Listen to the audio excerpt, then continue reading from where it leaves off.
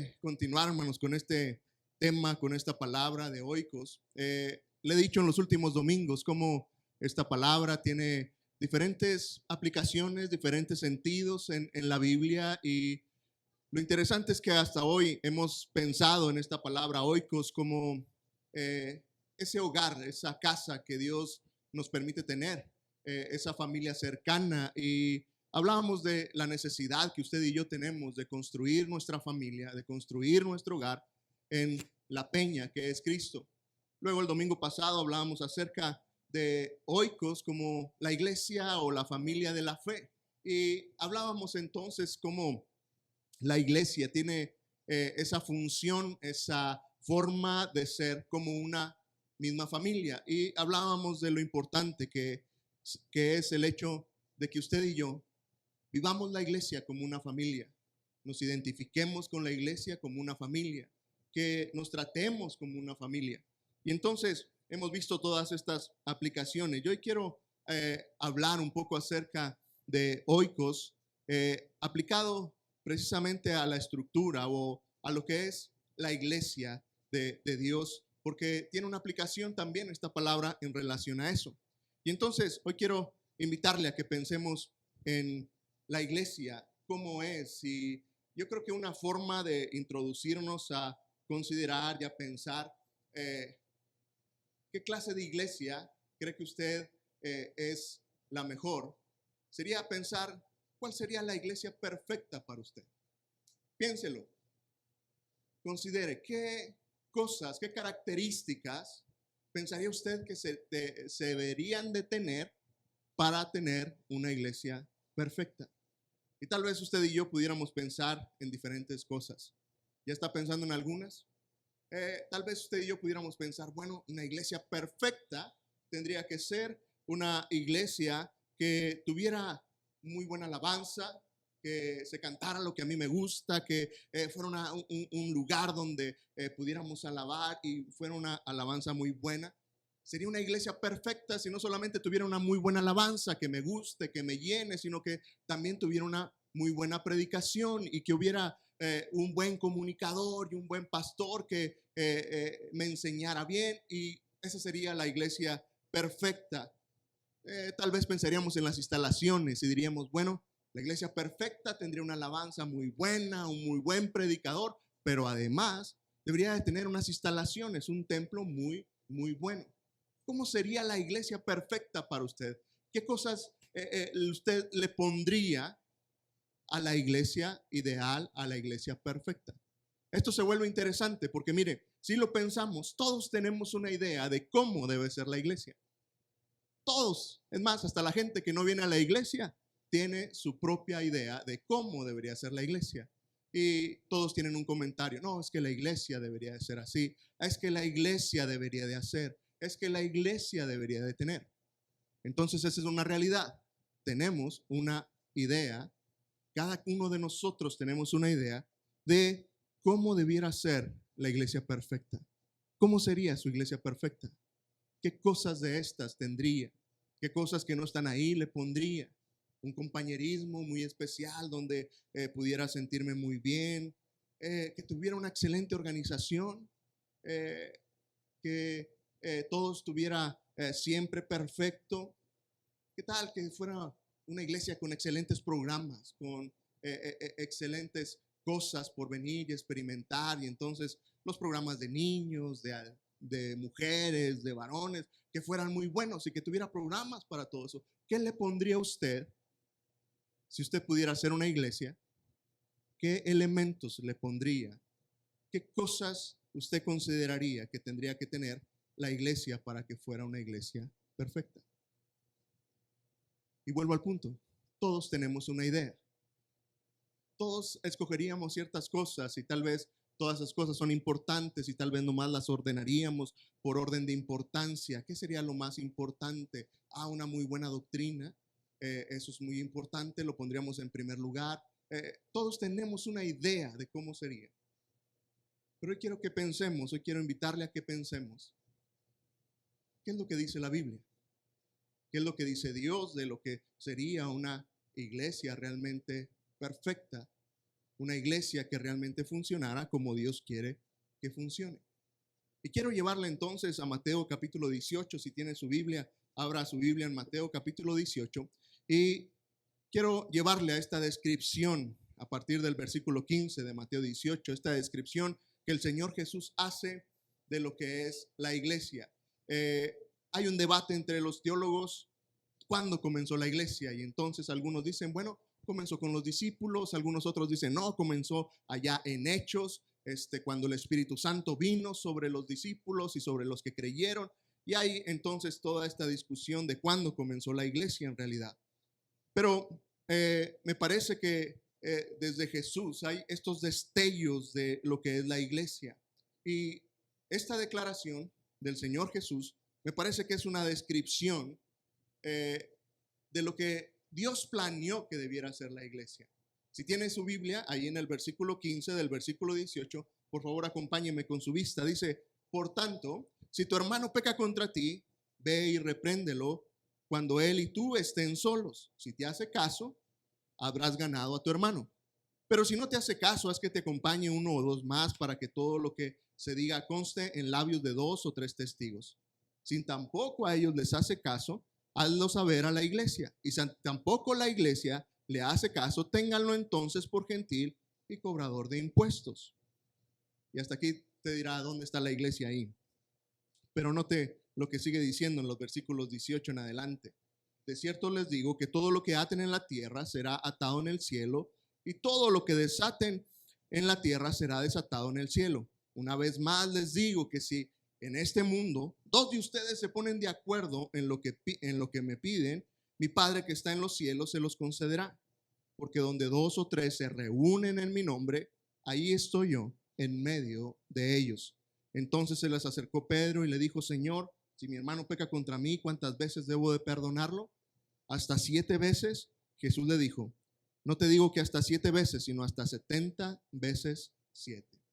Y mire, es un pasaje muy, muy interesante. Pareciera que no tiene nada que ver con la iglesia, pero quiero invitarle a que podamos ver este pasaje y va a descubrir que tiene mucho que ver con la iglesia. Y me parece que es esa descripción, una descripción inicial del Señor Jesús de cómo es la iglesia. Y la primera cosa, ahí en el versículo 20, que venía a mi mente, era entender algo. ¿Sabe? La iglesia perfecta no tiene que ver con programas, no tiene que ver con cosas que la iglesia tiene, sino con el elemento esencial para ser iglesia, que tiene que ver con la presencia de Dios en medio de aquellos que se reúnen.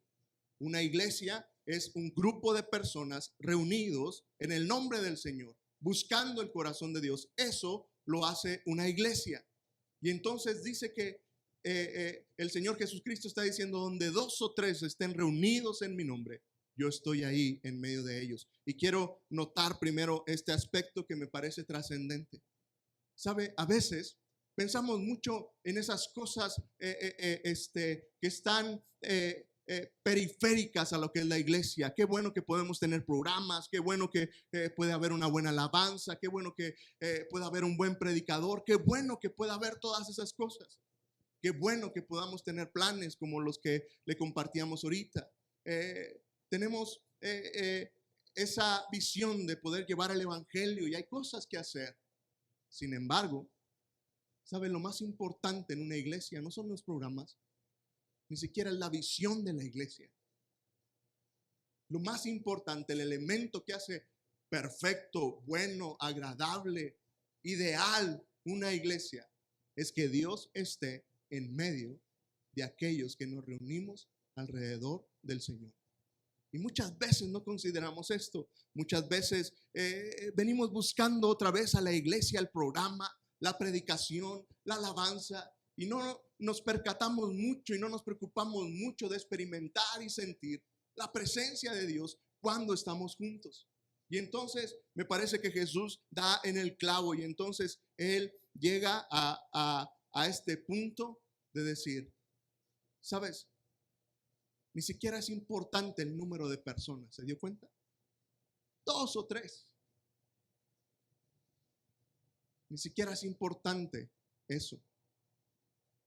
Lo que es importante es que se reúnan en mi nombre Es decir, un grupo de personas que busquen el corazón de Dios en realidad. Y dice, yo estoy en medio de ellos. Me parece que seríamos una iglesia perfecta cuando usted y yo pudiéramos experimentar cada vez que estamos juntos la presencia de Dios en nosotros. Los programas, otra vez, déjeme insistir en esto, las cosas especiales que la iglesia pueda tener son secundarias, son bendiciones de parte de Dios. Gracias a Dios porque lo que nos permite tener y también por lo que no tenemos y quisiéramos tener. Gracias a Dios también por las limitaciones. Pero al final, ¿sabe? Lo que usted y yo debiéramos anhelar cada vez que usted y yo nos reunimos sería experimentar la presencia de Dios y tomar los elementos que Dios permite que tengamos. Cosas que no pueden cambiar, ¿se ha dado cuenta? Tenemos alabanza, tenemos oración, tenemos tiempo de adoración a través de las ofrendas, tenemos un tiempo para meditar en la palabra, usar cada uno de esos elementos, no simplemente para ver qué tan buenos o qué tanta calidad tiene, sino para ver la presencia de Dios. Dios, ¿qué quieres enseñarme? Dios, ¿qué quieres traer a mi vida con ese canto que a lo mejor no me sé muy bien, pero qué es lo que quieres enseñarme a través de esa predicación, a través de este reto, a través de la compañía con mi hermano, este hermano que no veía hace mucho y me lo encontré en esta ocasión? Dios, ¿qué quieres que vea? ¿Qué quieres que experimente? ¿Qué quieres enseñarme? Y sabe, cuando usted y yo venimos con esa actitud a la iglesia, entonces usted y yo podemos experimentar una presencia de Dios real. Porque déjeme decirle que me parece, estoy convencido que cuando dice que donde 2 o 3 están reunidos, yo estoy ahí, la presencia de Dios está ahí. Me parece que no tiene que ver nada con algo místico, con algo extraordinario, con algo, ¿cómo decirlo? Con algo espectacular. Sentí la presencia de Dios porque sentí algo que vino y me parece que no tiene que ver con eso. Tiene que ver con una experiencia no mística, no espectacular, tiene que ver con una realidad de entender y saber que Dios está en medio de nosotros. Y entonces, cuando pienso en cómo es esta presencia de Dios en nosotros, cómo se manifiesta esta presencia de Dios en medio de la iglesia, en medio de aquellos que se reúnen buscando el corazón de Dios, me parece que hay unos elementos interesantes en este pasaje. Y la primera cosa que me parece que es una evidencia de la presencia de Dios en medio de la iglesia es la comunión o la unidad que podemos tener los unos con los otros. ¿Notó el contexto del pasaje? El contexto del pasaje tiene que ver con solucionar un problema. Si alguien te ofendió, comienza el pasaje. Ese es el contexto en el que Jesús habló acerca de lo que era la iglesia. Y qué interesante, ¿no es cierto? Uno diría, ¿por qué Jesús puso este pasaje hablando acerca de su presencia cuando 2 o 3 se reúnen? ¿Por qué habló de la iglesia en este contexto de resolver un problema? Y entonces hay cosas interesantes que podemos sacar por simple lógica. La primera cosa es que, ¿sabe? Nuevamente, Dios no está pensando en que seamos una iglesia perfecta, en que no haya problemas, en que no haya desacuerdos. A veces tenemos esa idea, la iglesia perfecta sería en aquella que no hubiera ningún problema, en la que no hubiera ninguna necesidad de tener que enfrentar a alguien y decirle, hermano, me ofendiste. Pero nuevamente me encanta ver cómo es Dios y Él conoce nuestro corazón. A veces usted y yo no nos conocemos tan bien y a veces queremos aparentar ciertas cosas. Todo está bien, pero el contexto de este pasaje tiene que ver con la unidad, con la comunión. Y me parece nuevamente que esto tiene que ver con la presencia de Dios en nuestras vidas. Porque sabe, lo natural de nosotros, lo que leímos ahorita es que si tu hermano peca contra ti, es decir, si tu hermano te ofendió, dice, ve primero tú con él a solas y háblalo. nosotros lo primero que hacemos es ir y hablarlo con el vecino, con el hermano, con el amigo. Es nuestra tendencia natural. Lo hablamos primero con todos y el hermano que nos ofendió ni cuenta se ha dado. ¿Se ha dado cuenta? Y eso nos hace tanto daño. Porque los pasos son claros. Dice, primero habla con él a solas. Arréglalo con el hermano. Me ofendiste en esto. Pero cómo nos cuesta ir y enfrentar las cosas cara a cara. Es más fácil ir por detrás con el otro hermano, hasta con el pastor y decir, pastor, es que fulano de tal hizo esto. Los pasos bíblicos aquí están, hermanos, es ve con tu hermano, habla con él a solas. Dice, y si tú aceptas y si lo entiendes, habrás ganado a tu hermano. Y sabes, eso solamente sucede cuando la presencia de Dios está en medio de nosotros, porque otra vez nuestra tendencia natural no es ir y arreglar las cosas. El espíritu de reconciliación es el espíritu de Dios. Dios vino para reconciliarnos. Dios tiene ese espíritu de poder arreglar y restaurar las cosas. Y cuando la presencia de Dios está en medio de la iglesia, entonces, ¿sabes? Mi querido hermano, mi querido amigo, esto es algo natural. Si un hermano peca contra ti, ve, habla con él. Si no te escucha, entonces haz parte a uno o otros dos hermanos y vayan con él y hablen. Si no los escucha, entonces sí, tráiganlo a la iglesia y háblenlo así. ¿Sabes? Solamente cuando encontramos la presencia de Dios en nuestra vida, tendremos este espíritu de restauración y de reconciliación. Llama la atención para mí que dice el pasaje de que, y si no les escucha y ya si a la iglesia tampoco les hace caso, dice, ténganlo entonces por gentil y cobrador de impuestos. Y muchas veces pensamos, bueno, deshazte de ese hermano. El contexto de un gentil y un cobrador de impuestos en el pueblo de Israel era alguien que no era querido. Un cobrador de impuestos era un traidor, era alguien que en verdad era desagradable y entonces era, trátalo así. Pero sabe, me parece que Jesús no está comunicando eso. No está hablando de un desprecio, no está hablando de un abandono, no está hablando de dejarlo solo, está hablando de una restauración real. Porque mire, al final, piensa en el ministerio de Jesús. ¿Con quién estuvo Jesús? ¿A quién buscó Jesús? No fue a los recaudadores de impuestos y a los gentiles, aquellos que no querían. No estuvo con la mujer samaritana, una gentil. No hizo a uno de sus discípulos. No lo sacó desde el banco de cobrar impuestos al mismo Mateo. Y entonces dice cuando Jesús dice, trátalo como un cobrador de impuestos, trátalo como un gentil, deberíamos de tratarlo como con una carga y con una necesidad por los perdidos, de decir, me preocupa, me puede que mi hermano no esté aquí. Y entonces es lo que el apóstol Pablo allá en Gálatas 6 en el versículo 1 describe diciendo, hermanos, si alguno es sorprendido en alguna falta, ustedes que son espirituales, restáurenlo.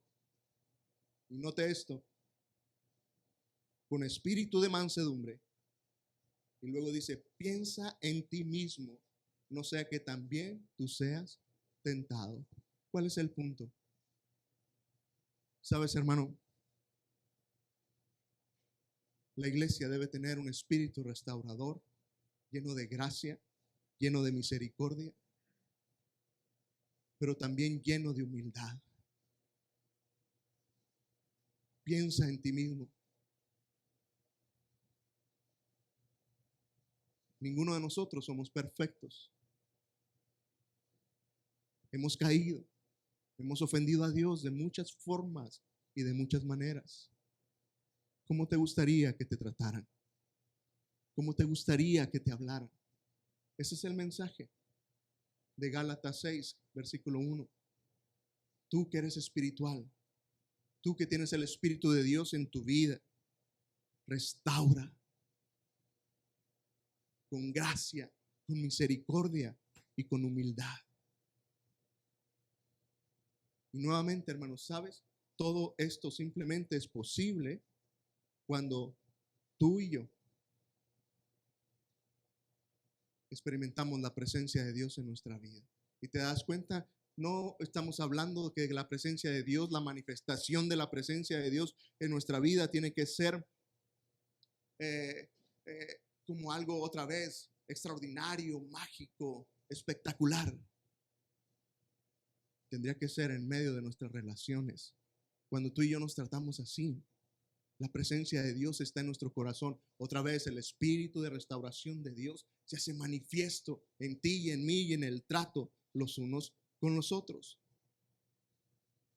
Y entonces me parece que la presencia de Dios se nota, se ve cuando hay comunión y hay unidad en la iglesia. Pero luego Jesús menciona otro aspecto y tiene que ver con su poder. Los versículos 18 y 19, Jesús habla del resultado de este grupo de personas que se reúnen. Él dijo, de cierto les digo que todo lo que aten en la tierra será atado en el cielo y todo lo que desaten en la tierra será desatado en el cielo. Y lo explica esta idea. ¿Qué tiene que ver con eso de atar en el cielo, desatar en la tierra? Bueno, la explicación está en el versículo 19. Una vez más les digo que si en este mundo dos de ustedes se ponen de acuerdo en lo que piden, dice, mi Padre que está en los cielos se los concederá. ¿Sabe? La presencia de Dios entonces se nota cuando usted y yo podemos experimentar sí esa unidad, sí esa comunión para ponernos de acuerdo en pedir algo, pero en poder experimentar, sentir y ver, actuar el poder de Dios. Y creo que no hay manera más extraordinaria de conocer ese poder de Dios que verlo contestar, verlo responder a un clamor, a una oración de un grupo, de una iglesia. Y nuevamente, podemos ver, podemos sentir, podemos experimentar la presencia de Dios en nuestras vidas cuando usted y yo nos ponemos de acuerdo, oramos y luego vemos cómo Dios responde. Ahora, déjeme hacer un paréntesis y una nota de aclaración. No se trata de una varita mágica o de el hecho de decir, bueno, vamos a ponernos dos de acuerdo y Dios lo tiene que hacer. Dios va a responder cualquier capricho, cualquier cosa que usted y yo nos pongamos de acuerdo. No tiene que ver muchas veces con eso. Porque otra vez, recuerde, Dios siempre responde, pero no siempre Dios va a responder como usted y yo se lo pidamos. No siempre Dios va a conceder lo que usted y yo pidamos. Va a contestar, va a responder, va a obrar. Pero muchas de las veces va a obrar conforme a su forma, a su manera y a lo que Él conoce y sabe que es mejor para usted y para mí en nuestras vidas. Nuevamente me parece que sabe la presencia de Dios se ve en medio de esto. Cuando en una iglesia hay esa comunión en que no cerramos nuestros ojos ante los conflictos y los problemas, sino que los resolvemos de la manera correcta, usted y yo podemos experimentar la presencia de Dios. Dios se nota, Dios se ve en medio de nuestras relaciones cuando hacemos eso. ¿Sabe? La presencia de Dios se vuelve real cuando usted y yo podemos, con un pensamiento común, con una idea común, con un objetivo común, buscar el corazón de Dios, pedirle a Él, clamar a Él y ver cómo Él responde y cómo Él obra en medio de esto. Y sabe, nuevamente, me parece que son aspectos en que la presencia de Dios se ve en medio de la iglesia. Pero luego, otra cosa que llamaba mi atención en medio de eso, Jesús está explicando, la iglesia es este grupo de personas que se reúnen en mi nombre, donde lo clave, lo especial, lo importante es mi presencia en medio de ellos. Me llamó mucho la atención que Jesús habló de un grupo pequeño y es aquí donde entra este sentido de oikos. Y es una de las aplicaciones que la palabra de Dios tiene cuando usa esta palabra de oikos. Tiene que ver con lo que veíamos el domingo pasado, pero hoy quiero tomarme un tiempo para explicar este punto. Mientras leía y leía este pasaje, me preguntaba por qué Jesús no puso un número más grande. ¿Por qué 2 o 3? ¿Por qué no 20 o 30? ¿Por qué no otro número? La primera cosa que venía a mi mente, bueno, para Jesús no es importante el número. Pero fui descubriendo algunas cosas interesantes que quiero compartir con usted. Y es que, ¿sabe? Encontré precisamente este sentido que Dios tiene para los grupos pequeños. Cómo Dios se manifiesta y cómo esta dinámica de comunión y de experimentar el poder de Dios se vuelve trascendente en las casas, en los grupos pequeños. Desde allá al principio, en Éxodo, Dios llamó la atención de su pueblo y les enseñó cómo deberían de transmitir y enseñar a sus familias. Y era a través de la familia. Y le enseñó a los papás y les dijo, todas estas cosas que tú sabes, se las vas a enseñar a tus hijos ahí en tu casa. Cuando te levantes y cuando te acuestes, lo vas a repetir. Cuando andes con ellos por el camino. Y luego dice, en tu casa vas a poner esta ley, es decir, vas a poner la palabra de Dios donde tus hijos la puedan ver. Pero luego, cuando pienso en la iglesia perfecta, en esa iglesia ideal, obviamente tenemos que ir a Hechos, donde comienza la iglesia y tenemos que considerar cómo era. Y uno de los descubrimientos interesantes para mí es que, ¿sabe? La iglesia se desarrollaba en casas, en oikos, en grupos pequeños. Fue bien interesante para mí descubrir que, ¿sabe? Los templos no aparecieron o las reuniones o esta idea de iglesia no apareció hasta 120 años después de que Jesús ascendió al cielo y los discípulos recibieron el Espíritu Santo. Esta idea de templos y de reuniones congregacionales surgió 120 años después. Siempre Dios diseñó que el desarrollo de la iglesia fuera en grupos pequeños. Mire, acompáñeme al libro de los Hechos. Y si quiere subrayar estos pasajes, hay muchos más, pero simplemente quiero mencionarle algunos. Comenzamos en el capítulo 2, el versículo 46.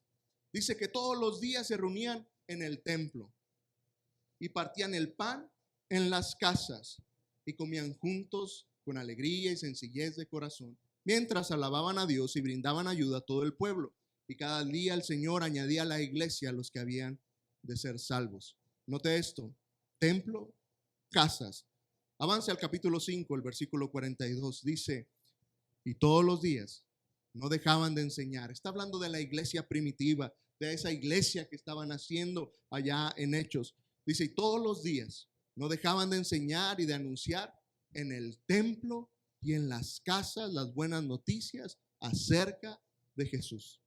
Y algo interesante que encontré es que, ¿sabe? Había estos dos lugares importantes para la iglesia, el templo y las casas.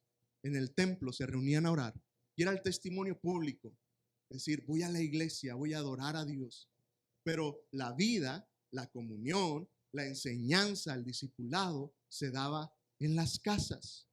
Y había entonces estos dos lugares importantes, el templo donde iban y oraban y era ese testimonio público.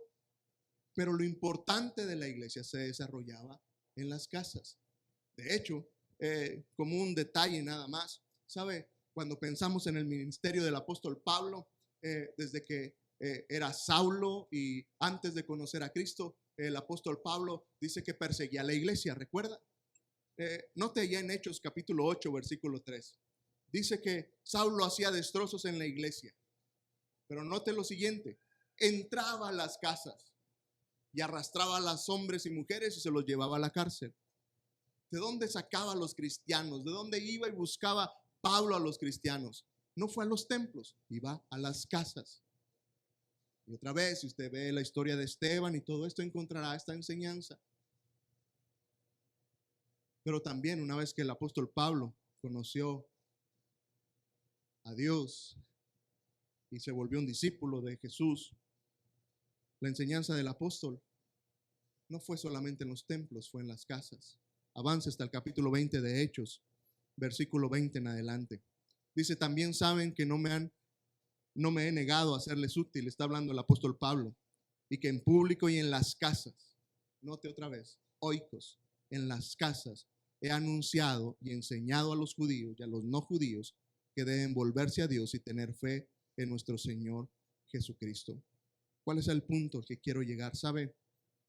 Era algo interesante para mí entender esta dinámica de iglesia, en cómo Dios se mueve de una manera especial en estos grupos pequeños y cómo la iglesia primitiva tenía estos grupos pequeños, estas casas tenían y jugaban un papel trascendente e importante, porque nuevamente si usted ve el libro de Hechos, encontrará que había momentos en que se unían a la iglesia miles de personas.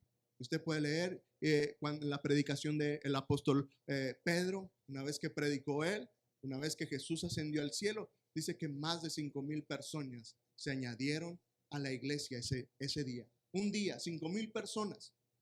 ¿Dónde se reunían? ¿Cómo se organizaban? ¿Cómo vivían la vida de iglesia? ¿Sabe?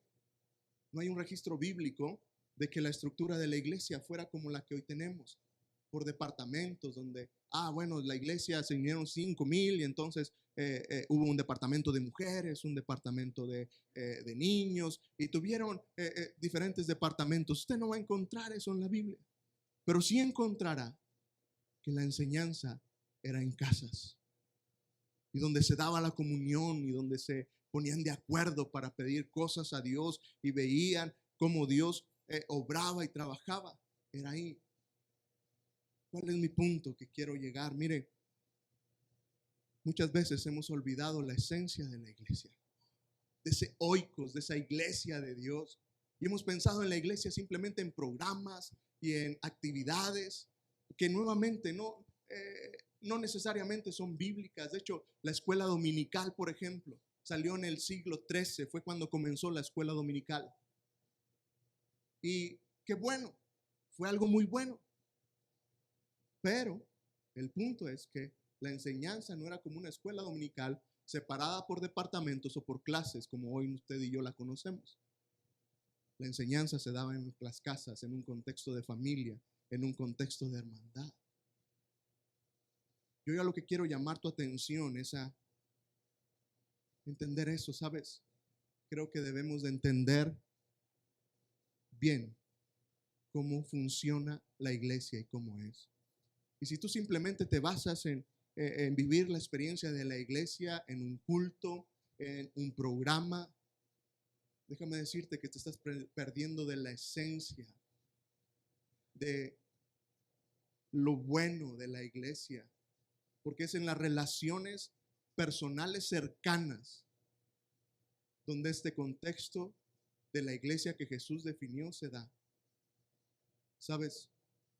Es en los grupos pequeños donde tú y yo podemos ponernos de acuerdo para pedir algo a Dios y ver cómo Él se manifiesta. Difícilmente lo podemos hacer en una reunión como esta, pero he escuchado, he visto cómo en los grupos pequeños una petición ahí, Dios la contestó, y el gozo y el crecimiento de fe que viene cuando eso fue lo que oramos en nuestro grupo pequeño y Dios contestó. Es ahí donde se ve la presencia de Dios de una manera más extraordinaria y más palpable. Porque si bien es cierto, en los grupos pequeños es donde más problemas puede haber. Entre más cerca esté de alguien, entre más estrecha sea la relación con alguien, habrá desacuerdos. Nuevamente, piensa en su matrimonio. Mientras estaban de lejecitos y estábamos de lejecitos de novios, no había problemas. Los problemas comenzaron cuando comenzamos a vivir juntos, ¿no es cierto? Los problemas comienzan ahí. Pero también sé que en medio de estos grupos tan pequeños, los problemas se resuelven mucho mejor. Las diferencias pueden ser aclaradas. Aquellas cosas que nos hieren pueden ser restaurados. Las relaciones pueden ser arregladas otra vez en un ambiente de un grupo pequeño. Mi punto es este, hermano. Me parece que nos hemos refugiado mucho en una estructura de iglesia en la que estamos periféricos. Yo voy el domingo, escucho el mensaje y me voy. Y todo está bien. Cumplí con Dios. Pero no estoy involucrado. No quiero involucrarme, no quiero conocer, no quiero experimentar a otros. Simplemente quiero llamar tu atención a decirte que la iglesia no era así. La iglesia se desarrollaba en el seno de grupos pequeños y esta es la visión y esta es la idea de vida en grupos. Por eso nuestra intención como pastores de invitarte, animarte a que seas parte de uno de estos grupos. Ven y sé parte de uno de estos grupos donde puedas participar de una comunión más cercana, más real con tus hermanos en la fe. Donde puedas experimentar esa comunión y esa unidad. Donde puedas ver ese poder de Dios obrando de una u otra manera. Por eso vale la pena. Y hoy simplemente otra vez quiero animar tu corazón a que lo consideres. Piénsalo, si no eres parte de nuestros grupos, haz tiempo. Porque sé que la respuesta inmediata es, no tengo tiempo. No tengo oportunidad de hacerlo.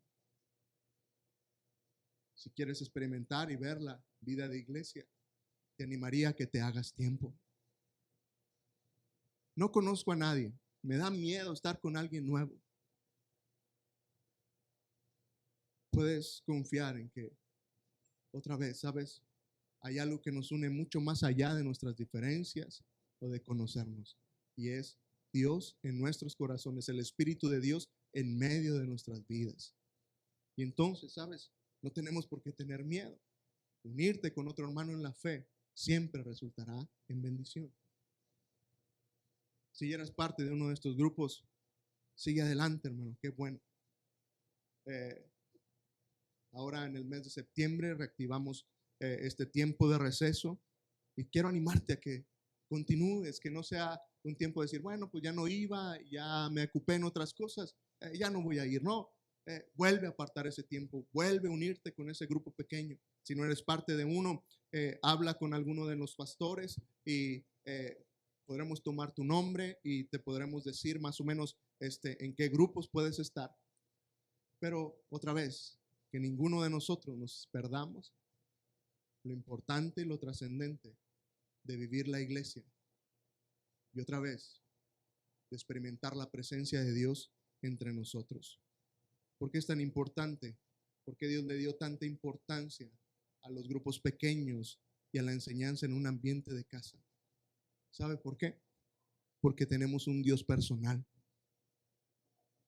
Porque tenemos un Dios que se interesa en la relación. Tenemos un Dios relacional que le importa darse a conocer a ti y a mí, pero le importa que podamos conocerle en la cercanía de unos con otros. Si ves la palabra de Dios, encontrarás este Dios relacional. No es un Dios corporativo, no es un Dios de multitudes, de que bueno, aquí están todos, yo soy ese Dios. No, Él es un Dios personal. Por eso se llama el Dios de Abraham, de Isaac y de Jacob, de esas familias que representaban. Por eso, hermano, a Dios le importa tanto esa comunión en grupos pequeños. Quiero invitarte entonces a que lo consideres. Busca la dirección de Dios y estoy seguro que Dios traerá dirección a ti, a qué grupo unirte, apartar el tiempo y hacer lo necesario para hacerlo. Estoy seguro que encontraremos todos grandes bendiciones en medio de esto. ¿Me acompañan a orar? Dios, gracias, Padre, porque tú eres un Dios bueno. Gracias, Señor, porque la iglesia es una idea tuya. No surgió la idea de ningún hombre, de ninguna persona, Señor, cómo funcionar. Tú la diseñaste, tú la planeaste, tú la creaste de una forma especial. Señor, ayúdanos a vivir, a experimentar la iglesia en la forma que tú la hiciste, a entenderla, a experimentarla, Señor, como tú lo creaste. Dios, otra vez gracias por nuestra iglesia. Gracias por este programa de vida en grupos, por cada uno de los líderes de grupos, Señor, que sirven dentro de la iglesia y que apartan el tiempo, Señor, y sus recursos para bendecir a otros a través de esto. Gracias por cada hermano que forma parte de estos grupos. Pero, Señor, que ninguno de nosotros nos perdamos esa bendición. Ayúdanos, Señor, otra vez a que podamos vivir la iglesia, experimentar la iglesia en la cercanía de la comunión de otros hermanos cerca de nosotros. Podamos verte, Señor, podamos experimentarte en medio, Señor, de compartir la vida los unos con los otros. Padre, gracias porque al final nos queda bien claro el distintivo, Señor, perfecto, el distintivo, Señor, importante en la iglesia. No es el nombre, la denominación, no es el pastor ni los programas.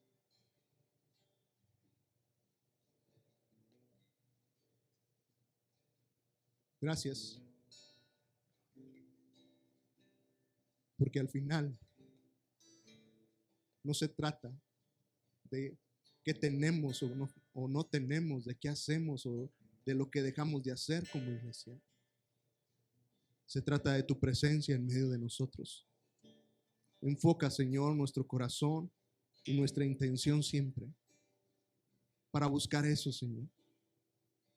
Que cada uno de nosotros, al ser parte de esta iglesia, anhelemos tu presencia, pero también que seamos provocadores de tu presencia, Señor, una vez que cada uno de nosotros nos conectamos contigo en una relación íntima y personal. Y permitimos que tú te muestres, Señor, en nuestras vidas.